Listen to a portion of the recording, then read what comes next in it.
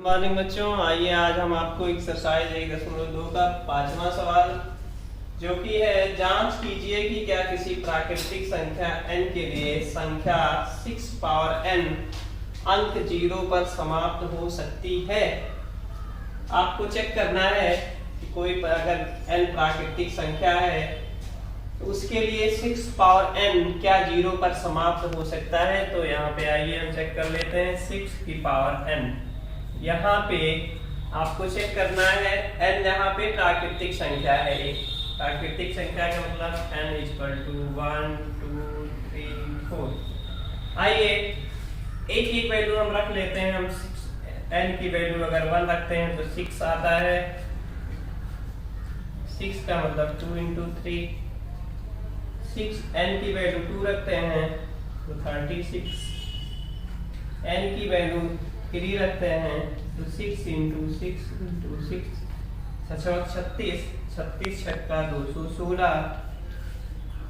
और n की value 4 रख देते हैं तो 6 इंटू 6 इंटू 6 इंटू 6 ये आ जाएगा आपका 1296। यहाँ पे आपको दिया गया है कि क्या n की किसी प्राकृतिक संख्या के लिए ये अंक 0 पर समाप्त हो सकता है। तो इसका आंसर है आपका, आप देख रहे हैं अगर n की वैल्यू हम 1 लेते हैं तब भी ये 0 पे समाप्त नहीं हो रहा है। 2 ले रहे हैं तब भी, 3 ले रहे हैं तब भी नहीं हो रहा है, 4 ले रहे हैं तब भी नहीं हो रहा है। और ये होगा तब जब जैसे 6 है इसके गुणनखंड में अगर 2 इंटू 5 आता, क्योंकि कोई भी संख्या 0 पर तब समाप्त हो सकती है जब वो संख्या 10 से विभाजित हो जाए। जब वो संख्या 10 से विभाजित हो जाएगी तभी उसके अंक में 0 आ सकता है। इसका मतलब, और अगर ये संख्या है इसके गुणनखंड में 2 गुणे 5 आता तो ये संख्या 0 पे समाप्त होती। और 6 यहाँ पे दिया गया है तो इसके गुणनखंड में 2 इंटू 3 आता है। इसका मतलब ये कभी भी 0 पर समाप्त नहीं होगा, क्योंकि अगर इसके गुणनखंड में 2 इंटू 5 आता तो ये संख्या 0 पर समाप्त होती। और अगर इसके गुणनखंड में आप 6 के गुणनखंड करिए 2 इंटू 3, इसका मतलब 2 इंटू 5 नहीं है। 2 इंटू 5 का मतलब यहाँ वैल्यू 10 से है।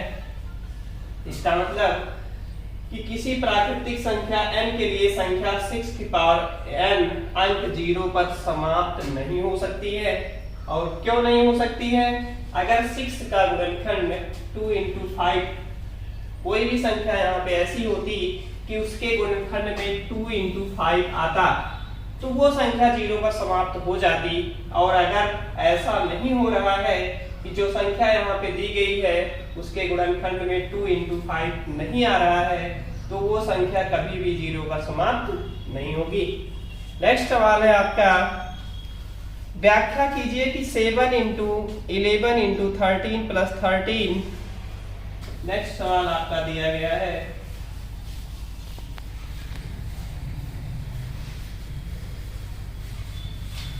नेक्स्ट 6वां सवाल है आपका, दिया गया है व्याख्या कीजिए कि 7 इंटू 11 इंटू 13 प्लस 13 और 7 into 6 into 5 into 4 into 3 into 2 into 1 plus 5 ये दोनों भाज्य संख्याएं क्यों हैं। तो आइए हम चेक कर लेते हैं। 7 इंटू 13, 7 इंटू 11 इंटू 13 प्लस 13, ये आपको दिखाना है कि ये संख्या भाज्य क्यों है। इसका मतलब देखिए, भाज्य संख्या वही होती है जो एक और स्वयं या सेल्फ कहिए, एक और स्वयं के अतिरिक्त कम से कम एक संख्या से और विभाजित हो जाए। इसका मतलब हमको ये सिद्ध करना है कि ये जो संख्या आएगी वो एक से, स्वयं से और उसके अलावा कम से कम एक संख्या से और विभाजित हो जाएगी, तभी ये संख्या भाज्य संख्या होगी। आइए यहाँ हम क्या करते हैं, इसमें से 13 कॉमन ले लेते हैं। तो 13 कॉमन लेंगे तो आप बचेगा क्या, 7 इंटू 11, यहाँ प्लस बीच में है, यहाँ 13 से इसको मल्टीप्लाई डिवाइड करेंगे क्या बचेगा 1। ये हो गया 13, 11 इंटू 7, ये हो गया 77 प्लस 1, ये हो गया 78। इसका मतलब 13 गुणे 78। इसका मतलब इसको हम लिख सकते हैं 13 इंटू 6। इसका मतलब जो भी संख्या आएगी, आप देखिए जो भी संख्या आएगी वो 13 से डिवाइड हो जाएगी। 13 6 78, 78 से डिवाइड हो जाएगी। और तीनों का जो मल्टीप्लाई होगा, 1014, ये 13 गुणे 13 गुणे 6 इक्वल टू होता है 140। इसका मतलब ये संख्या जो आएगी वो 13 से डिवाइड होगी, 78 से डिवाइड होगी, 1014 से डिवाइड होगी। इसका मतलब हम कह सकते हैं कि ये संख्या कैसी संख्या है? भाज्य संख्या। क्यों? क्योंकि इसमें देखिए 13 है, 78 है, 1014 है, तो एक और स्वयं के अतिरिक्त ये कम से कम 2 संख्याओं से और डिवाइड हो रही है, इसलिए ये कैसी संख्या हो गई? भाज्य संख्या। देखिए फिर ये 13 गुणे 6 बराबर कितना आएगा आपका? 1014। इसका मतलब 1014 जो है आपका 13 से डिवाइड होगा, 13 से 78, 78 से डिवाइड होगा, 6 से डिवाइड होगा, और किससे डिवाइड होगा? 1014 स्वयं से। इसका मतलब 1014 आपका कितनी संख्याओं से डिवाइड होगा? 6 से, 13 से, 78 से, 1014 से। इसका मतलब ये कैसी संख्या हो गई? भाज्य संख्या। अगर हम इसको गुणनखंड के रूप में नहीं रखे होते तो हमको डिवाइड करके देखना होता। पहले 1 से काटते, 2 से काटते, 3 से काटते, जिससे ये कटता उससे काटते, और तब ये बता पाते कि ये किससे किससे विभाजित होगा।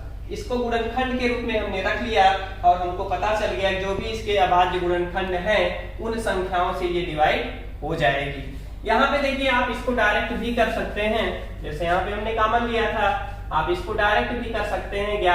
7 गुणे 11 गुणे 13 प्लस 13, ये आपका सवाल है तो आप गुणा कर दीजिए। 11 गुणे 17 हो गया 77, 77 प्लस 13 हो गया आपका 1001 प्लस 13, ये हो गया आपका 1014। लेकिन इस तरह से अगर हम कर देंगे तो आप ये नहीं समझ पाएंगे कि ये संख्या किससे डिवाइड होगी या इसका अभाज्य गुणनखंड कौन कौन सी संख्या होगी। इसीलिए इसको कॉमन लेके इसके अभाज्य गुणनखंड के रूप में हमने रख दिया है, जिससे आप आसानी से इसको समझ जाएं कि ये संख्या किससे विभाजित होगी। आप डायरेक्ट करना चाहें तब भी कर सकते हैं। 7 गुणे 11 77, 77 गुणे 13 1001 प्लस 13 बराबर 1014। अब आप जो भी संख्या जिससे ये विभाजित हो जाए उससे विभाजित करके देख लीजिए वो भाज्य संख्या है या अभाज्य संख्या। नेक्स्ट इसी तरह है आपका, इसी में दूसरा दिया गया है आपका 7 into 6 into 5 into 4 into 3 into 2 into 1 plus 5। ये भी आपको चेक करना है कि जो भी सरल करने के बाद आएगा वो कैसी संख्या होगी, भाज्य या अभाज्य। तो दिया है भाज्य होगी, लेकिन क्यों होगी? तो आइए, ठीक आपके पास 2 तरीका, 7 गुणे 6 गुणे 5 गुणे 4 गुणे 3 गुणे 2 सब गुणा कर लीजिए, उसमें 5 जोड़ दीजिए।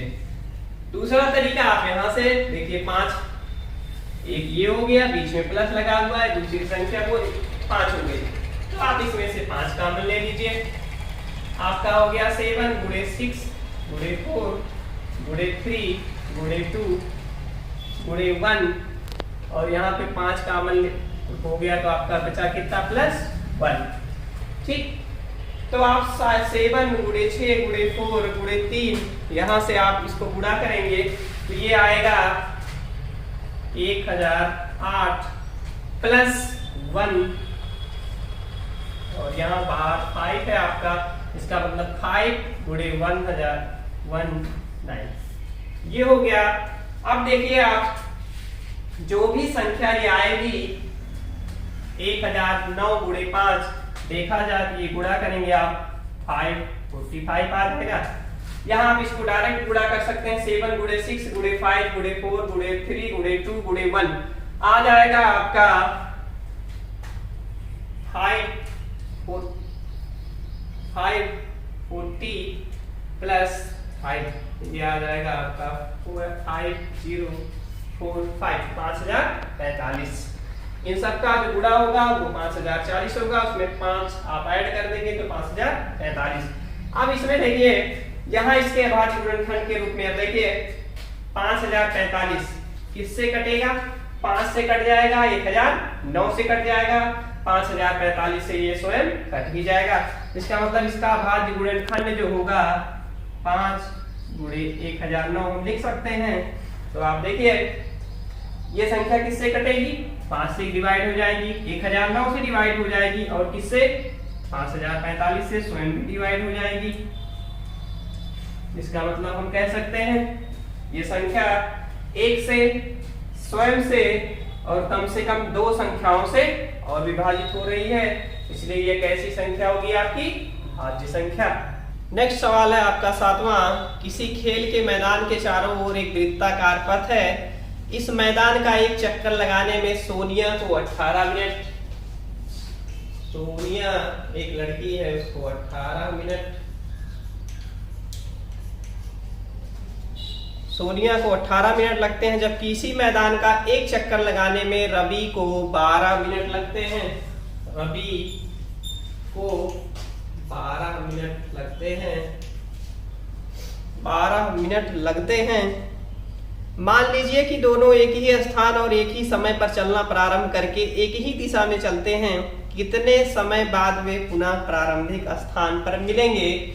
तो देखिए एक खेल का मैदान है, इसके चारों ओर एक वृत्ताकार पथ है, इस वृत्ताकार पथ पर एक सोनिया नाम की लड़की है, एक रवि नाम का लड़का है। सोनिया को एक चक्कर लगाने में 18 मिनट और रवि को इस वृत्ताकार मैदान का एक चक्कर लगाने में, वृत्ताकार पथ का एक चक्कर लगाने में 12 मिनट लगते हैं। तो आपसे पूछा गया है कि कितने समय बाद वे पुनः प्रारंभिक स्थान पर मिलेंगे। मान लीजिए दोनों यहां से चलना प्रारंभ करते हैं, तो यहां से अगर सोनिया चलेगी तो उसको एक चक्कर लगाने में 18 मिनट, और अगर रवि चलेगा तो उसको एक चक्कर लगाने में 12 मिनट लगेगा। पूछ रहा है आपसे कि पुनः वो दोनों इस स्थान पर कब मिलेंगे। तो आइए देखिए, इस तरह के सवाल अगर आपको दिए गए हैं तो इन दोनों का जो कॉमन होगा, लोएस्ट कॉमन फैक्टर, वही उन दोनों का पुनः मिलने का समय होगा। इसका मतलब 18 और 12 का एलसीएम निकाल लीजिए। 2 गुणे 2, 2 गुणे 3 गुणे 3, 2 गुणे 2 गुणे 3, 18 का एलसीएम होगा 2 तिहाई क्षेत्र 18, 12 का गुणनखंड होगा 2 दूनी 4 तिहाई 12। इसको आप लिख सकते हैं 2 इंटू 3 की पावर 2, और इसको आप लिख सकते हैं 2 की पावर 2 इंटू 3। तो आप जानते हैं एलसीएम जब हम निकालते हैं अभाज्य गुणनखंड के रूप में, तो जो हाईएस्ट फैक्टर होता है, जैसे इसके गुणनखंड में 18 और 12 के गुणनखंड में 2 आया है और 3 आया है, तो दोनों का हम जो हाईएस्ट फैक्टर होगा, हाईएस्ट पावर वाली घात होगी, उसको ले लेंगे। देखिए 2 आया है और 3 आया है, तो 2 और 3 लिख दीजिए आप। इन दोनों की अधिकतम घात, अब 2 की अधिकतम घात देखिए इसमें है 2 की पावर 2, जबकि यहाँ पे 2 की पावर 1 है, तो हम लेंगे कौन सा जिसमें घात अधिकतम होगी, 2 की पावर 2, और यहाँ पे लेंगे 3 की पावर अधिकतम किसमें है, यहाँ पे 1 है और यहाँ पे 2 है, तो 3 की पावर 2। तो आप ले लीजिए 2 इंटू 2 इंटू 3 इंटू 3, तो 2 दूनी 4, 4 तिहाई 12, 12 तिहाई 36। तो 36 मिनट बाद दोनों पुनः अपने प्रारंभिक स्थान पर मिलेंगे। यही समय है 36 मिनट बाद। इसका मतलब सोनिया 2 चक्कर लगा लेगी और रवि उतने समय में 3 चक्कर। सोनिया जब तक 2 चक्कर पूरा करेगी, पूरा करके यहाँ रुकेगी, तब तक रवि यहाँ 3 चक्कर पूरा करके आ चुका होगा।